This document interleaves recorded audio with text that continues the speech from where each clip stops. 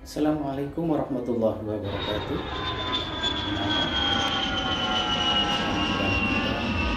Pelajaran 2020-2021 pada semester ke-6. Oke, sebelum kita berlanjut, marilah kita laksanakan protokoler kesehatan yang dicanangkan oleh pemerintah. Ya, kita laksanakan. Yang pertama selalu pakai masker, ya, selalu pakai masker. Kemudian yang kedua, cuci tangan dengan air mengalir dan pakai sabun. Kemudian yang ketiga yaitu selalu jaga jarak. Oke, kita teruskan. Marilah sebelum kita bahas bab 3 di semester 2, marilah kita berdoa dulu agar nanti apa yang kita laksanakan pada hari ini bisa memberikan manfaat, berdaya guna, dan bisa menjadi inspirasi buat kalian semua. Ya, silakan dengan hikmat berdoa menurut agama dan keyakinan kalian masing-masing. Berdoa mulai. Selesai.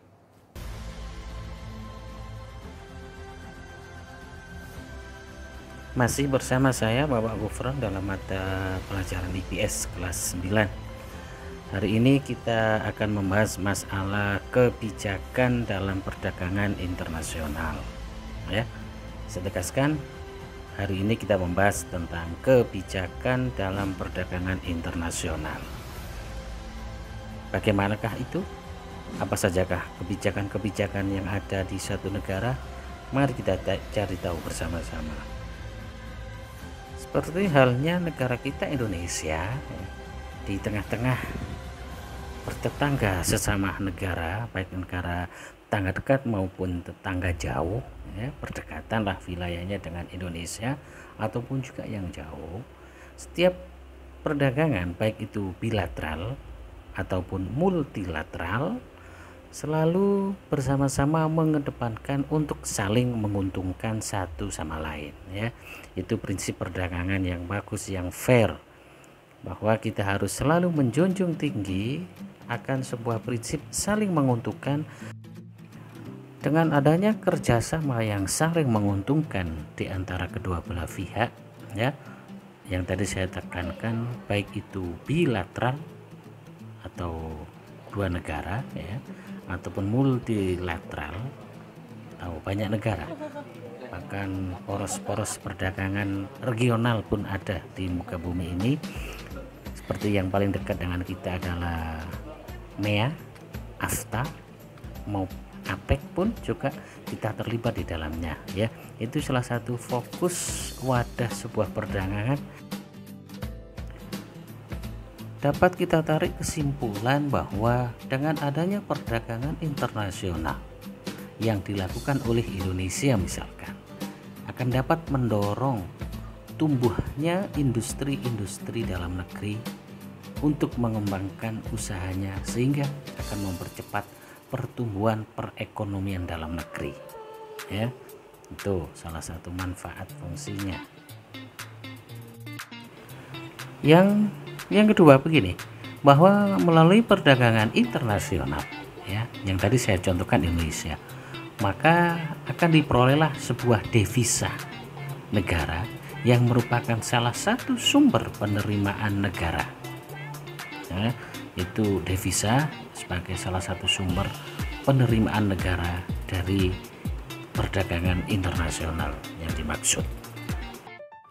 Pada pertemuan kemarin beberapa contoh saya berikan, seperti bahwa Indonesia akan menjadi sebuah kiblat negara yang mengutamakan menghasilkan baterai lithium, yaitu yang pertama.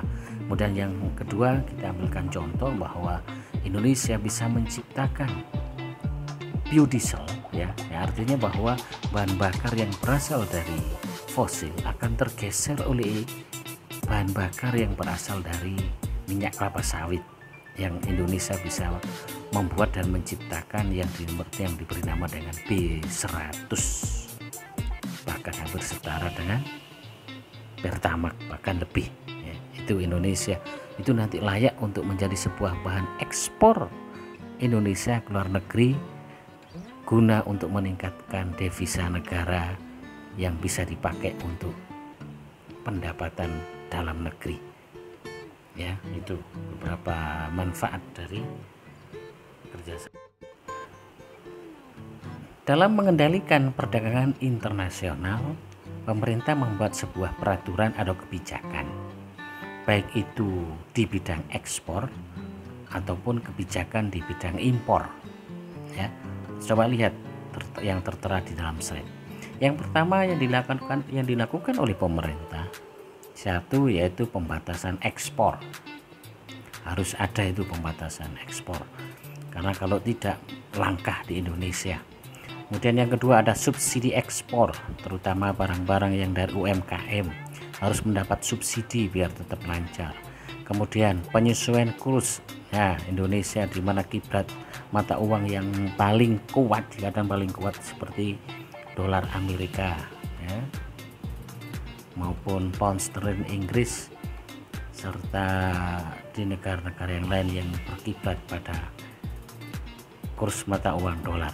Kemudian perjanjian barang ekspor, harus barang-barang tertentu yang bisa diekspor, jangan semuanya diekspor sehingga di Indonesia di dalam negeri itu sendiri kekurangan. Nah, kemudian yang berikutnya yaitu adanya politik dumping. Nah, politik dumping ini sepertinya Indonesia tidak terlalu melaksanakan sistem politik dumping ini karena ada sebuah apa istilahnya ya, kekurang pasan gitu loh, kekurang tepatan jika Indonesia melaksanakan politik dumping. Kita berlanjut ke kebijakan di bidang impor seperti tarif impor, ya. Impor harus juga ada tarifnya atau pajak impornya atau bea impornya sehingga tidak sludrung masuk langsung, ya, sehingga kalau ini tidak ada tarif impornya jelas akan mengancam persaingan barang produk dalam negeri. Karena kita maklumi bahwa barang impor lebih sudah lama teruji daripada barang produk kita sendiri, barang tertentu itu. Kemudian pembatasan impor sama, ini harus barang-barang yang benar-benar belum bisa dihasilkan di Indonesia, yang bisa diberi jendela untuk mengimpor. Kemudian pelarangan impor, nah ini fungsi pemerintah ini semuanya ya. Pelarangan impor artinya barang-barang yang sudah bisa diproduk dalam negeri ya sudah, tidak usah melakukan impor lagi. Kemudian pemberian subsidi, nah ini pemberian subsidi barang-barang tertentu yang sangat vital di Indonesia. Dan di bidang impor ada lagi yang namanya anti dumping loh. Kita impor adalah kita melaksanakan yang namanya apa? Dilaksanakanlah yang namanya anti dumping, ya.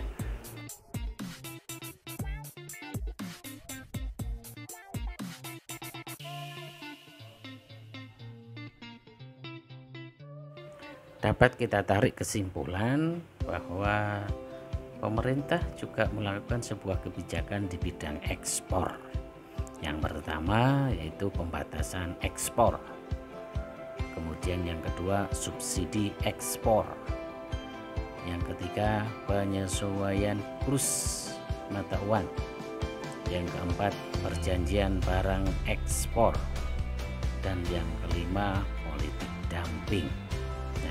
Itu peraturan kebijakan di bidang ekspor oleh sebuah negara.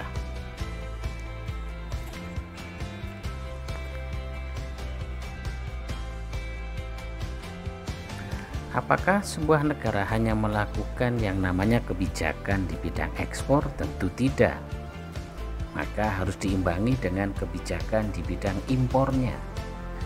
Sehingga dapat kita tarik kesimpulan bahwa kebijakan di bidang impor salah satunya adalah pertama tarif impor, ya, biaya impornya harus ada. Yang kemudian yang kedua pembatasan impor, ya, kuota impornya.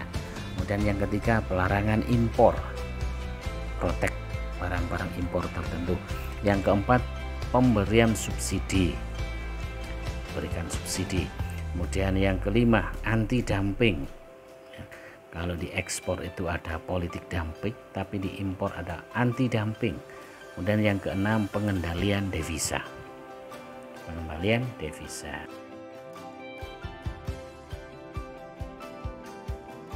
Dari kebijakan tentang ekspor dan impor, bagaimana sih itu definisi dan pengertiannya?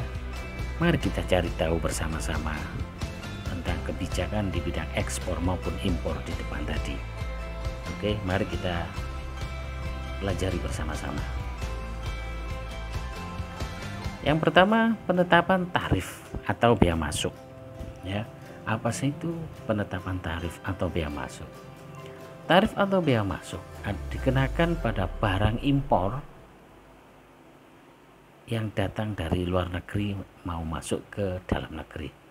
Tarif atau bea masuk ini biasanya disebut dengan pajak atas barang-barang impor, ya. Stressingnya pajak atas barang-barang impor.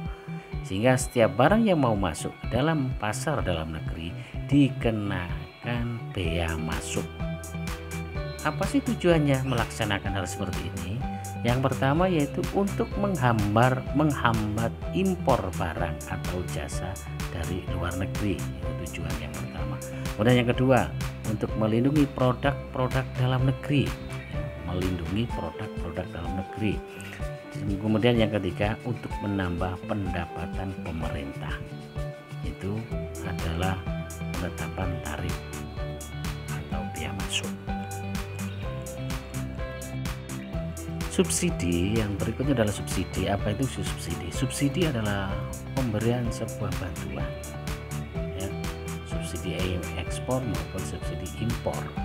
Itu artinya biaya masuknya itu diberikan semacam kemudahan biaya. Apa tujuannya pemerintah melaksanakan subsidi? Tujuan dari pemberian subsidi antara lain adalah untuk meningkatkan produksi di dalam negeri dan agar barang buatan sendiri dapat dijual dengan harga relatif murah, sehingga dapat meningkatkan daya saing terhadap barang-barang impor maupun di pasar ekspor dan dapat mempertahankan jumlah konsumsi dalam negeri. Itu tujuan dari subsidi yang biasanya dilaksanakan oleh pemerintah. Istilah yang berikutnya yaitu tentang politik.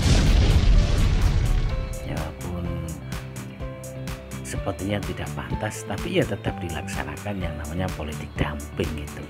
Apa sih itu politik dumping? Politik dumping diartikan adalah sebagai sebuah kebijakan diskriminasi harga secara internasional. Ya, banyak negara yang melaksanakan ini. Yang dilakukan dengan menjual komoditi di luar negeri dengan harga yang lebih murah dibandingkan yang dikonsumsi dan dijual di dalam negeri. Ya, oke. Stressingnya adalah menjual barang ke luar negeri. Di sana itu bisa dibeli lebih murah dibandingkan dengan produk itu dibeli oleh warga di dalam negerinya. Itu politik dumping. Dengan pertimbangan jangka panjangnya bahwa suatu barang luar negeri di daerah lain, di negara lain, itu artinya pangsa pasarnya diharapkan jangka panjangnya akan lebih luas. Ya, itu banyak seperti produk negara X, misalkan merek HP atau merek sepeda motor. Ya. Itu kadang-kala dijual di dalam negerinya lebih mahal daripada dijual ke luar negerinya. Ya, ini sampean bisa saksikan sendiri banyak barang seperti itu dijual dengan harga murah di Indonesia. Ada barang impor tapi dijual dengan harga murah di Indonesia. Ya, nah itu yang namanya politik dumping. Ya, ini kebijakan beberapa negara. Alhamdulillah, oke anak-anak. Saya kira pertemuan pada hari ini saya kira sudah cukup, ya. Dan tolong kalian perhatikan, kalian pahami apa yang sudah kita belajar di depan tadi. Oke, ya. Baca-baca sebagai tambah wawasan, baik itu buku paket, media elektronik maupun media cetak. berkaitan dengan perdagangan internasional. Untuk apa? Karena nanti dengan semakin banyak kalian membaca, maka wawasan kalian akan semakin luas, sehingga hal-hal yang terjadi baik di dalam maupun di luar negeri bisa kalian cerna dengan sangat mudah. Oke, terima kasih, dan jangan lupa membuat resume atau catatan penting yang sudah kita pelajari di depan, dan nanti kalian kumpulkan di saat sudah jadwal kalian boleh datang dan masuk sesuai jadwal untuk datang ke sekolahan. Oke, terima kasih. Ada kekurangannya saya mohon maaf. Akhiron, assalamualaikum warahmatullahi wabarakatuh.